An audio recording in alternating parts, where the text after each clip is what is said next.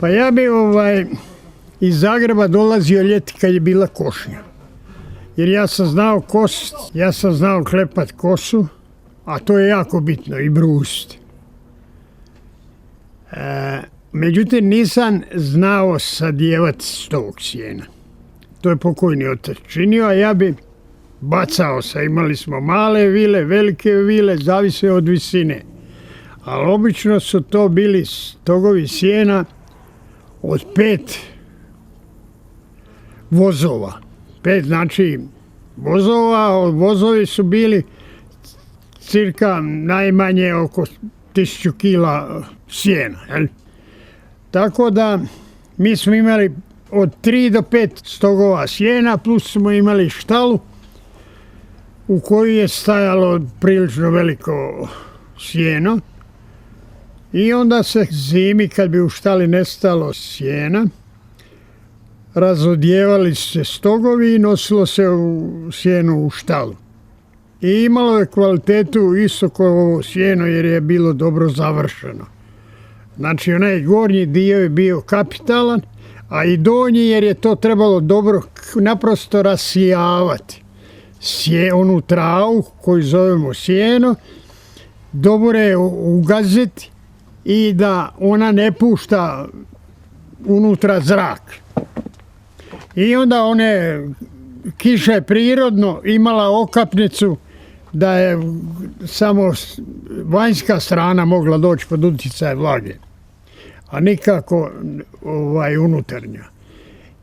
I završetak je obično bio od pruča granja, ali obično se stavljao najlon ili takozvani celt, ili bolje reći šatorsko krilo iz Drugog svjetskog rata, jer manje više svaka kuća imala bar 2-3 ta krila i ona su se čuvala jer su bili dobri zaštitnici protiv kiše.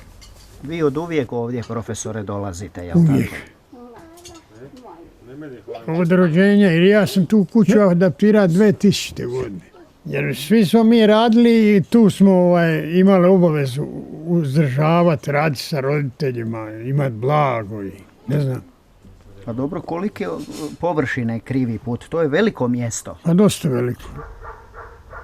Po popisu stanovništva koje je vršen u bivšoj državi bilo je 1357 stanovnika, a danas ima svega oko 27. A mi ovako iz ljubavi prema mjestu rođenja i nekim dječjim sjećanjima održavamo, vraćamo se nazad tamo gdje smo rođeni.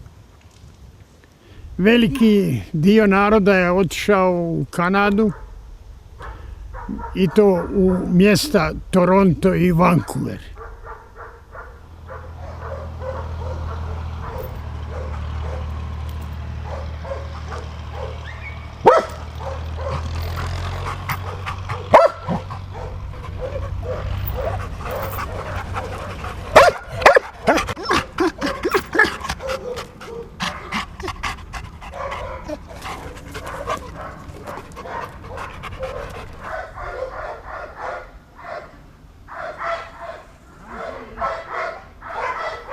Ovdje je uvijek rasla šljiva, tu je rasla jabuka. To je bila jedna crvena jabuka, čitavu zimu bi mogla izdržati u slami i u pljevi. Do proljeća. Ko nije bil sposoban, nije bil sposoban. I bili potpisi, koji bili, nas je bilo negdje oko 1700, negdje tamo na tem postrojavanju.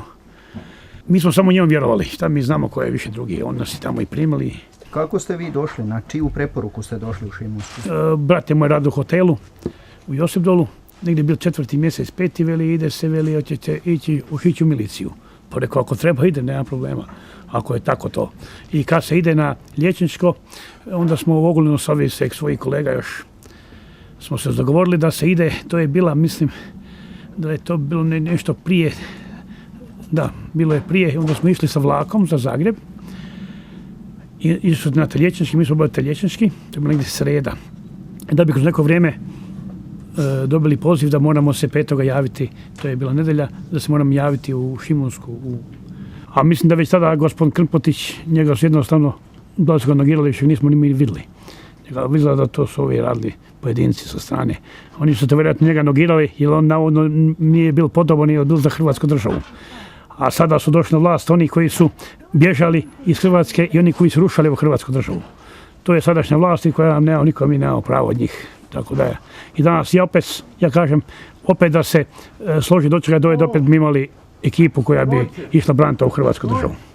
Tako da, ne znam šta više da bi se moglo reći. Samo da je Krmpotić, gospodin Krmpotić jedini, evo otišao je kao najgori izgleda iz te jedinice, jedini koji nas je primao.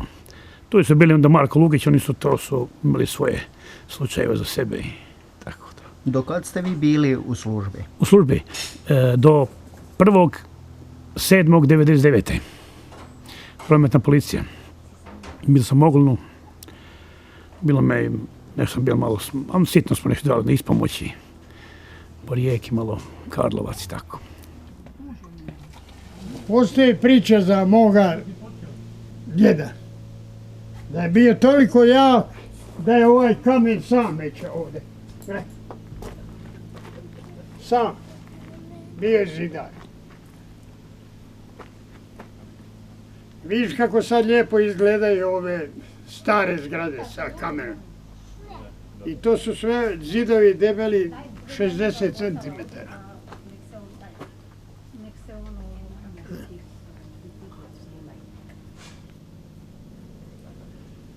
Negdje, ove zgrade su nastale prije 220 godina.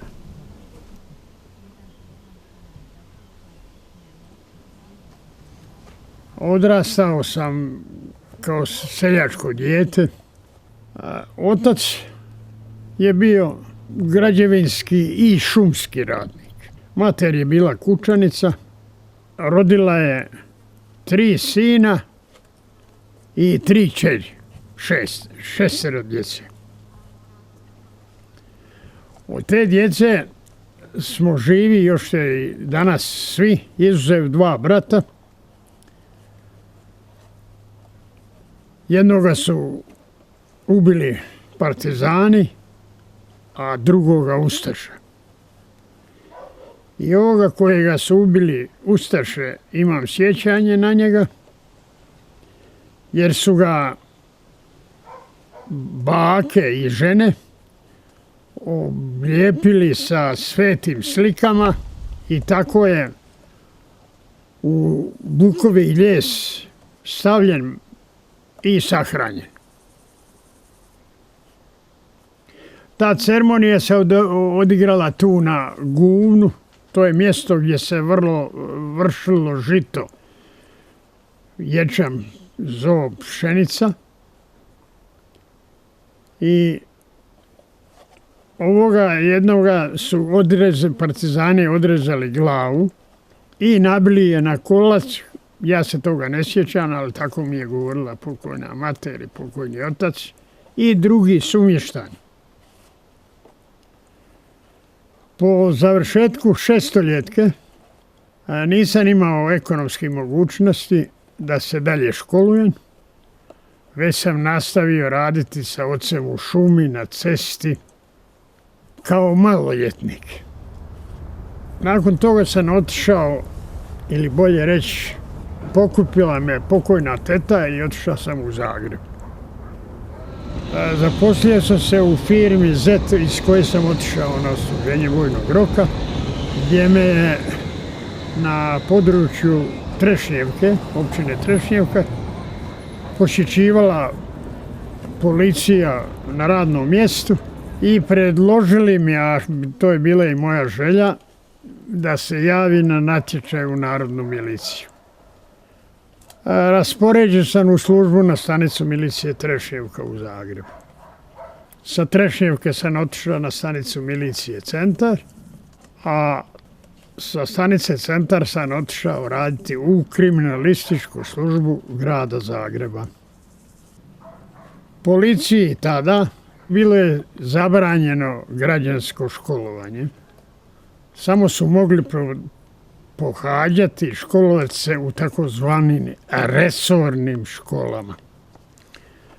Tako sam završio u Sremskoj Kamenici školu za oficire. A radeći u kriminalističkoj službi kao isljednik, pretežito na klasičnom i gospodarskom kriminalu, ostvario sam značajne uspjehe, pa sam u 3 navrata proglašen kao najbolji isljednik u policiji grada Zagreba. Uz sav posao i trud bavio sam se društveno-političkim radom.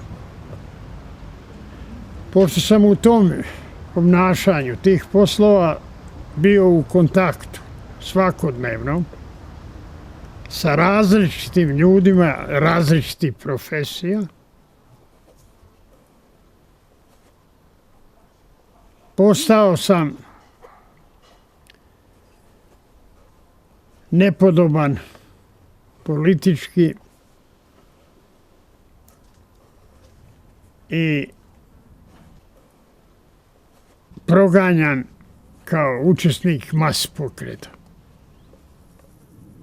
U to vrijeme obavještajna zajednica se zvala UDBA, a prije toga OZNA, a kasnije Služba državne sigurnosti. Bila je nevjerovatna. Ako nisi mislio ono što on misli, bio si odmah neprijatelj naroda i države, odnosno bratstva, jedinstva i Josipa Broza Tita. Ja ti velim ono kako je bilo, ja ti ne mogu drugo reći. Smiren si, staložene ruke Da. su ti uvijek tu, to mi se sviđa, Da, ja da. imam odličan kadar. Evo, ja te molim da ispričaš to. Znači, 90. godine sam radio u tvornici Vemos u Donjem Stupniku. Tamo je radio s menom i kolega i aktivist HDZ-a Pero Sedmak. On mi je predložio da se uključim u politiku, na kaj sam ja odgovorio da se ja u politiku ne razmijem, ali da bi mogli biti vojnik kako budu stvarali Hrvatsku vojsku, odnosno jer je razružala teritorijalnu obranu Republike Hrvatske. Jel? I on je meni rekao, dobro, javit ću ti za par dana i to je bilo točno. On je meni za par dana je rekao da se javim doktoru Krmpotiću u Dom zdravlja djelatnika MUP-a u Šarengradskoj ulici u Zagrebu. Trebalo sam se javiti 26.7.1990. godine, to je bil četvrtak kao. I stvarno ja sam tamo otišao, kad sam došao pred dom djelatnika MUP-a u Šarengradskoj 3 u Zagrebu, vidio sam da dolaze autobusi i da grupe ljudi idu na pregled u Dom zdravlja. S obzirom da ja nisam doktora Krmpotića onda poznao, onda sam si mislio, rekao, šta ću ja doktora Krmpotića tražiti, i rekao idem direkt unutra pa se priključim njima i obavim pregled. Međutim, u koju god kancelariju sam ušao, nisam mogao ništa obaviti dok nije došao doktor Krmpotić. Koga god sam pitao za doktora Krmpotić, niko mi nije te reći, niti od vođa grupa, niti portir na porti. Onda kad je došao doktor Krmpotić s autom i još 2 kolege sa sobom, onda su mi neki od tih vođa grupa pokazali da je to ta osoba. Ja sam se obratio doktor Krmpotić koji je bio u sredini i pitao sam ga jeste vi doktor Krmpotić. On je mi rekao da nije doktor, ali da Krmpotić, jedno sam ga ja pitao da bi se ja htio prijaviti za gardu, na kraju on meni rekao da to nije prijem za gardu, već za miliciju. I onda sam ja tad postao pripadnik postrojbe prvi hrvatski redarstvenik, znači jer zapovjednik mi je bil bataljona Grabić Ivo, zapovjednik druge čete Posavec Ranko, zapovjednik drugog voda Pere Sučić, a za zapovjednika odjeljenja prvoga sam kandidirao među više kolega jer se tražila osoba koja je u JNA bila zapovjednik ili komandir odjeljenja, odnosno desetar. Normalno, ja nisam prošao, bio je kolega Domin Markić. Znači od 30. svibnja do 5. kolovoza visila je zastava Socijalističke Republike Hrvatske.